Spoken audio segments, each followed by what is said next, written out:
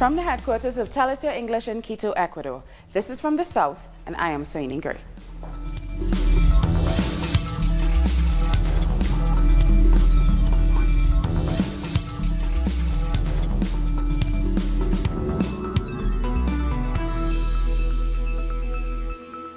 In the latest twist in the legal process against the former president of Ecuador, Rafael Correa, the National Court of Justice has ordered his arrest.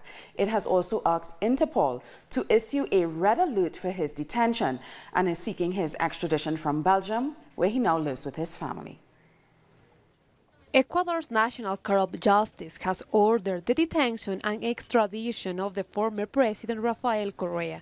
He has been named in relation to the alleged kidnapping of former politician Fernando Balda in Colombia in 2012. The judge didn't have an alternative. Her hands were tied. She could only do what the law states, and that is to rule for preventive detention. The court accepted the request of the prosecutor for Correa to be detained for failing to comply with an order to present himself regularly before the court. He didn't comply with the previous ruling. Therefore, it was decided today, by the request of the prosecutor's office, that preventive detention must be enforced. Rafael Correa's defense team have asked the judge to dismiss the request made by the district attorney's office and allow Correa to attend in Brussels, where he currently lives with his family and has for a year now. Due process has been violated again, and we received another arbitrary ruling. In the end, this is not about justice, but about vengeance. It's not about following due process, but about public servants complying with anything they're told to do so they can keep their jobs. On his Twitter account, Rafael Correa thanked his supporters and also lawmakers of the Citizen Revolution movement who attended the hearing and who are calling for a march on Thursday to reject President Lenin Moreno's latest economics reform and in defense of Correa. Denise Herrera, Telesur Quito, Ecuador. Correa has responded with a video on social media. He said this was a plot against him and detailed a long list of inconsistencies behind the court's decision, including illegally changing the members of the judiciary. He also said his opponents have tried to link him to several cases, but all had failed. And he insisted that according to international law, he can present himself before the Ecuadorian consulate in Belgium, which is what he did on Monday. Don't worry about me. Worry about the country and how they are destroying it. It's a barbarity, a monstrosity. This case will never go through in Belgium or in any country with a genuine rule of law. I know there are worries about an Interpol warrant and extradition, but that won't happen. They are seeking to humiliate me, but it won't happen. And our correspondent in Quito, Denise Herrera, has more. Hello, the National Court of Justice has approved preventing detention from Ecuadorian former President Rafael Correa, who were linked to the alleged kidnapping of ex-politician Fernando Balda in 2012. The judge, Daniela Camacho, ordered and accepted the request made by the Attorney General of Ecuador, Paul Perez, who ordered to the Interpol to be notified for his arrest and his extradition to Ecuador. The court said that Rafael Correa didn't comply with the preventive measure made by the court. Instead, former Ecuadorian President Rafael Correa presented himself at the consulate in Belgium, where he actually lives with his family and his wife.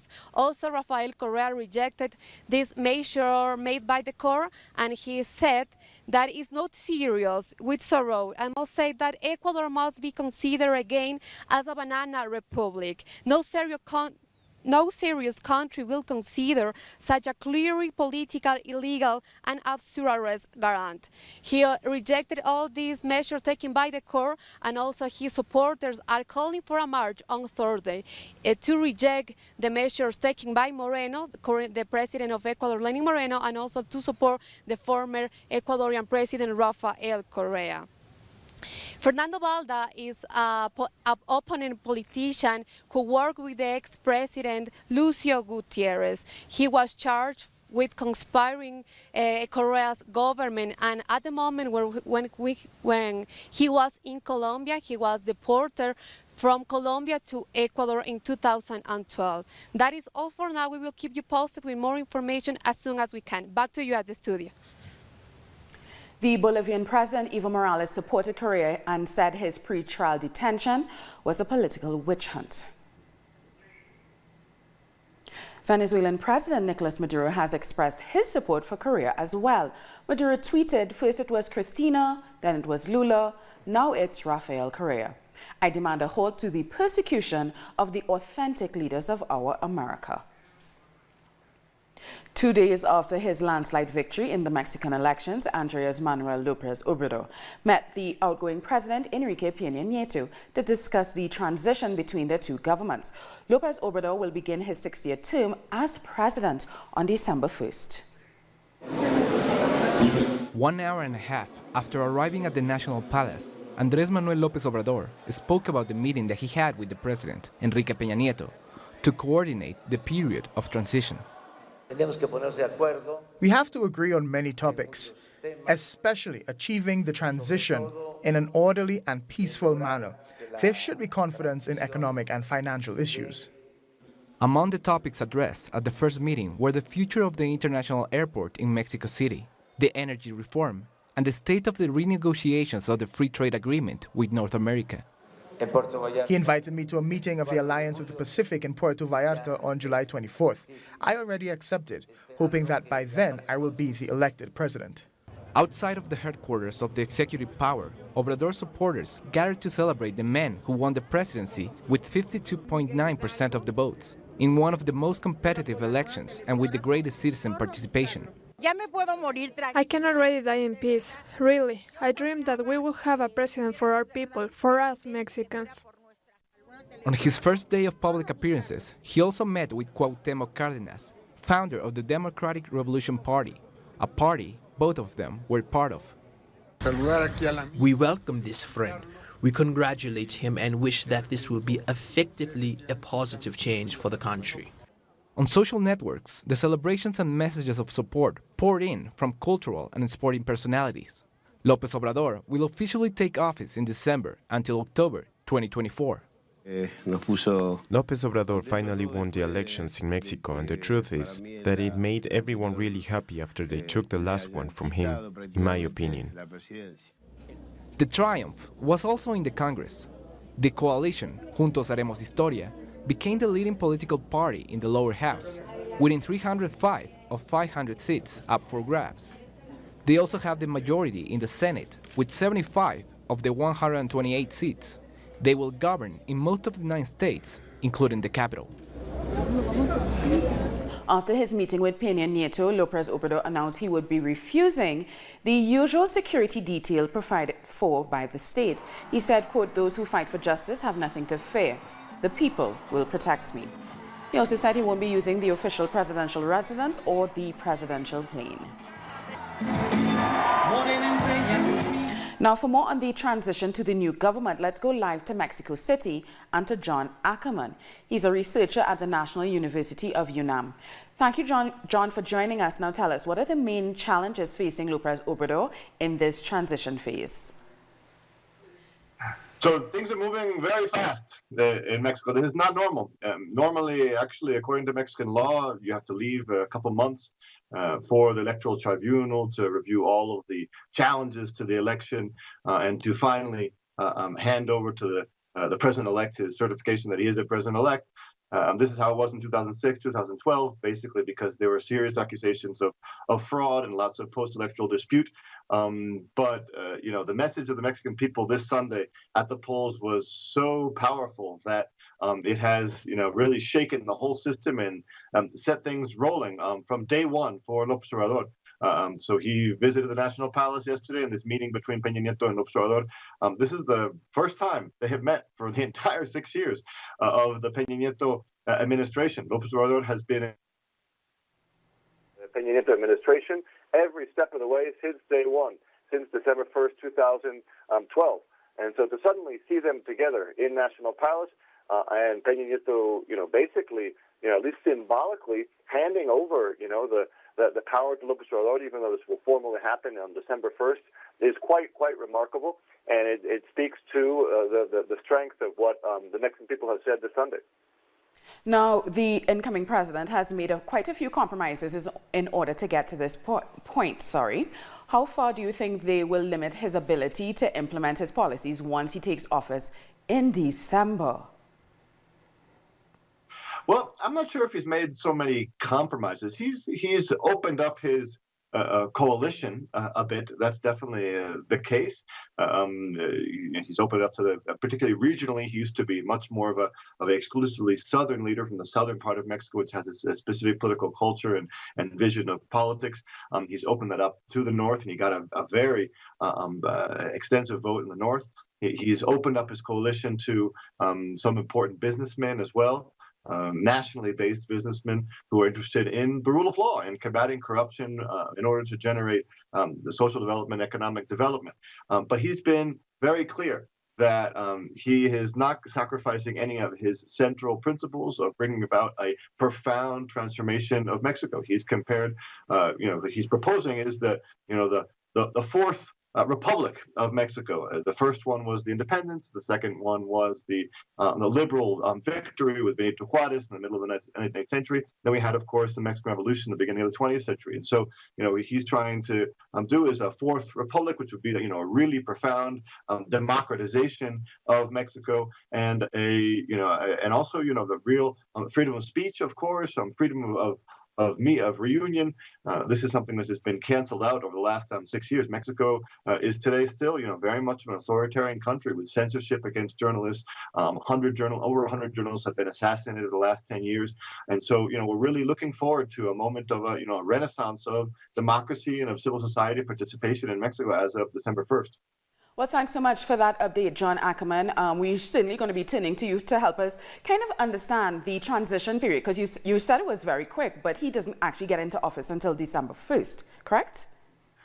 Exactly. Actually, legally, it's a long process. These are 5 months until December 1st. So by September, the Electoral Tribunal has to formally pronounce valid this election. And then the formal transition is 3 months, although as we're seeing, it's happening now. There's 5 months until December 1st, in which he will finally become the president of Mexico for a 6-year term with no re-election. With no so it's re-election. a long term. John, I'm sorry, I'm going to have to cut you off because we've run out of time and my producer is not happy with me. But thank you so much. We've been talking to John Ackerman. He's a researcher at the National University in Mexico. We're going to take a short break now, but join us again after this. Look at what our multimedia colleagues are reporting.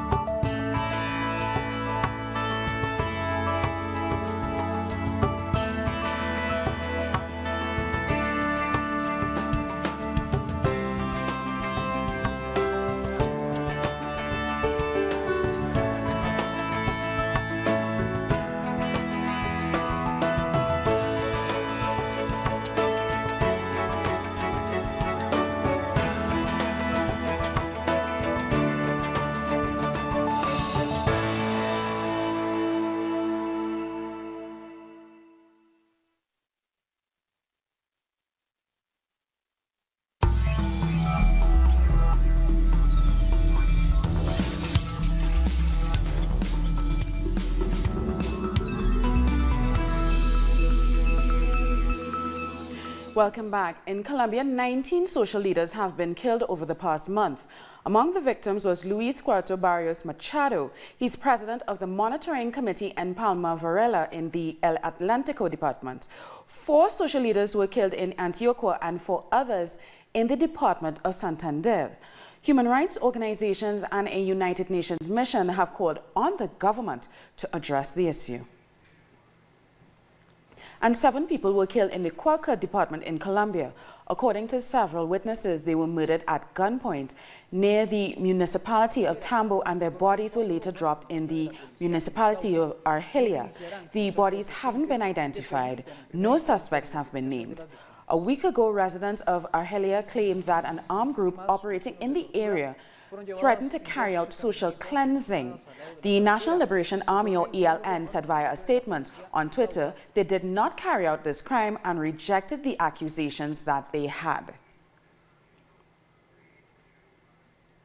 And peace dialogue negotiators from the National Liberation Army, the ELN, and social organizations say they fear the new government headed by Ivan Duque, who will take office in a month. The president-elect has already threatened the peace process.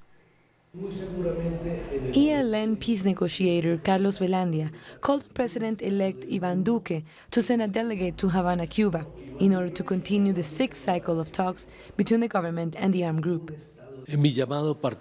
My call as a citizen is for Duque's government to get involved in this process that he's going to get when he takes office.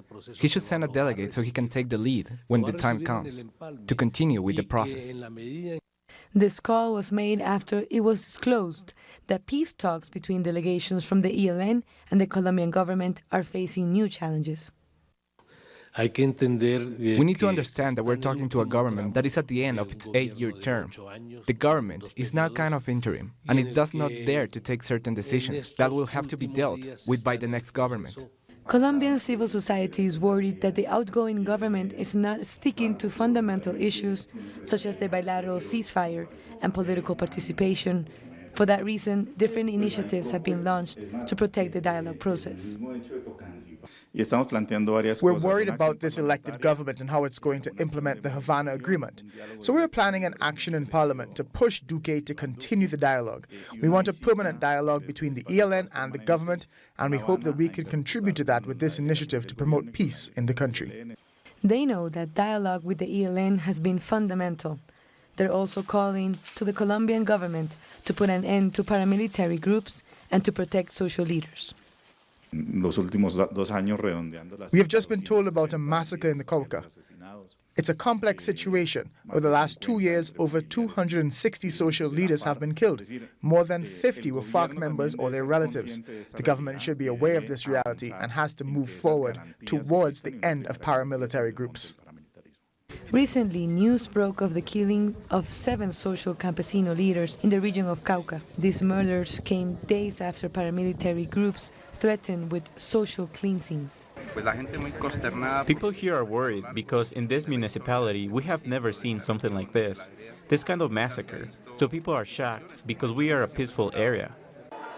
Another request by the civil society is for the Colombian government to take responsibility for the killing of over 3,500 leaders. Once considered one of the richest men on earth, the Brazilian tycoon Eike Batista has been sentenced to 30 years in prison for paying bribes to the imprisoned former governor of Rio de Janeiro, Sergio Cabral. Batista was convicted of paying more than $16.6 million to Cabral to secure public contracts. 61-year-old Batista rose rapidly to success with his vast business empire covering oil and mining and public works. In 2012, he was the wealthiest man in Brazil and the 7th richest in the world, according to Forbes magazine. Women once again took to the streets in Argentina as the Senate has started debating the abortion rights bill. Pro- and anti-abortion rights groups carried out simultaneous marches on Tuesday as deliberations started in the Senate. As in the lower house, opinions in the Senate are divided regarding this issue. The final vote is scheduled for August 8th. The lower house passed the bill on June 14th. 9 retired military officers who served during the Chilean dictatorship of Augusto Pinochet have been convicted of the murder of the legendary singer Victor Jara. During the coup d'etat of 1973, Victor Jara was tortured at the stadium in Santiago, where hundreds were imprisoned in the days after the coup. His body was later found with 44 bullet wounds. 8 of the officers were sentenced to 15 years and 1 day in prison for the homicide. The 9th was sentenced to 3 years in prison for his role in covering up the murder. Recordaremos las víctimas del golpe de Estado que el 11 de septiembre de 1973. The Caribbean Court of Justice will see a change in leadership. Sir Dennis Byron has retired from the bench and will pass on the torch to the CCJ's third president, Justice Adrian Sanders.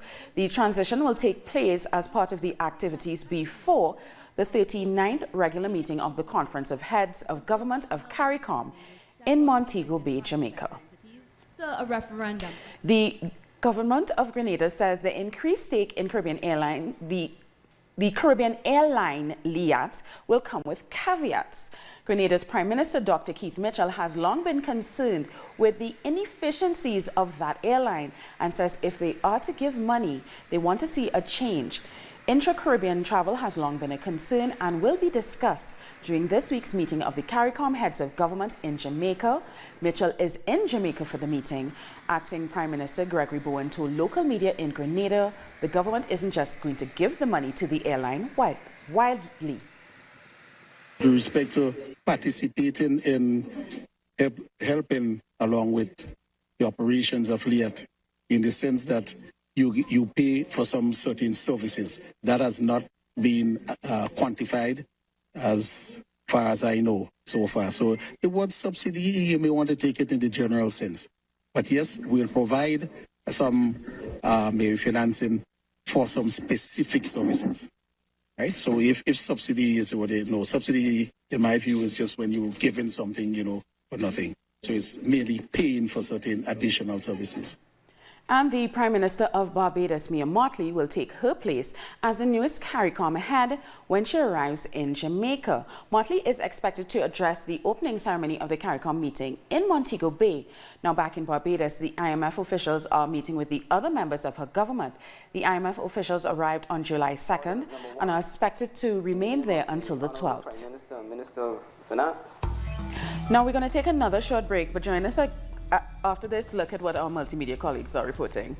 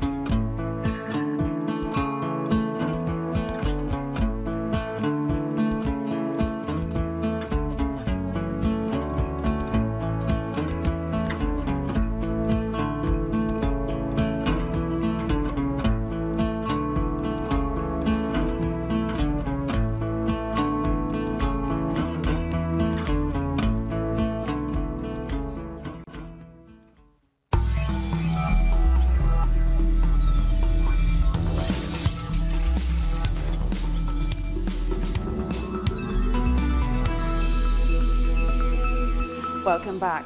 British police have reported a major incident near the town of Salisbury after 2 people were exposed to an unknown substance and are now critically ill. The 2 victims are a man and a woman, both in their 40s.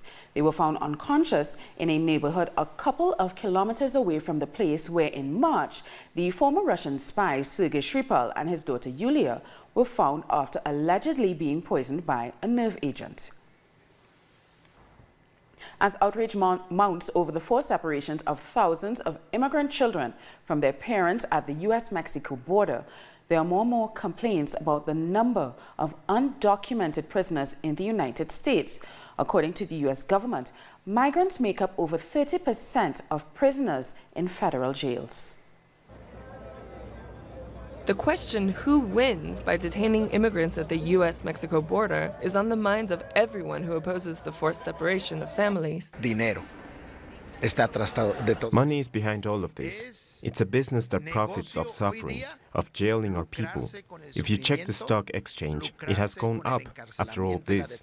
According to the Detention Center's Transparency Project, 65% of the beds used by the federal government in detention centers are owned by private companies, and that number is only going up.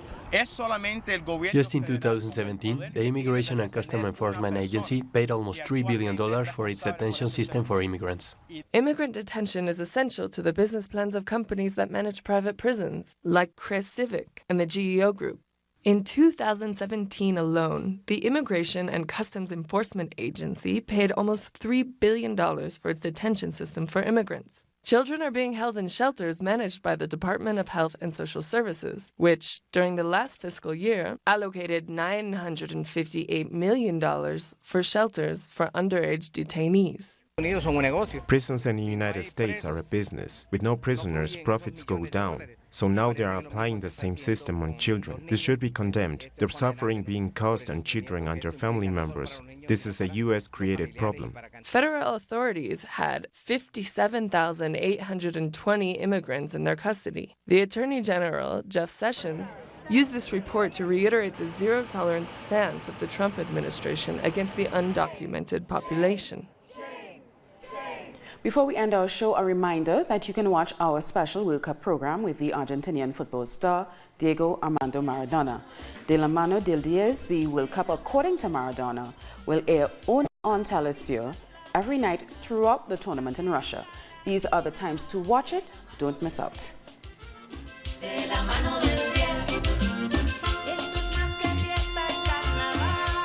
We've come to the end of this news brief. For these and many other stories, you can find them on our website at telesurtv.net/English. And join us on social media, Facebook, Twitter, and Instagram. For Telesur English, I'm Sonia Gray. Thank you so much for watching.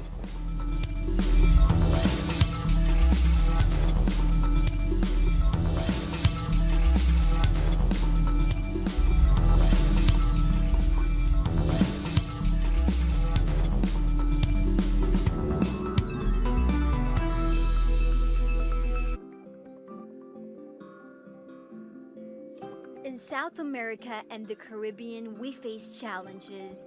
Looking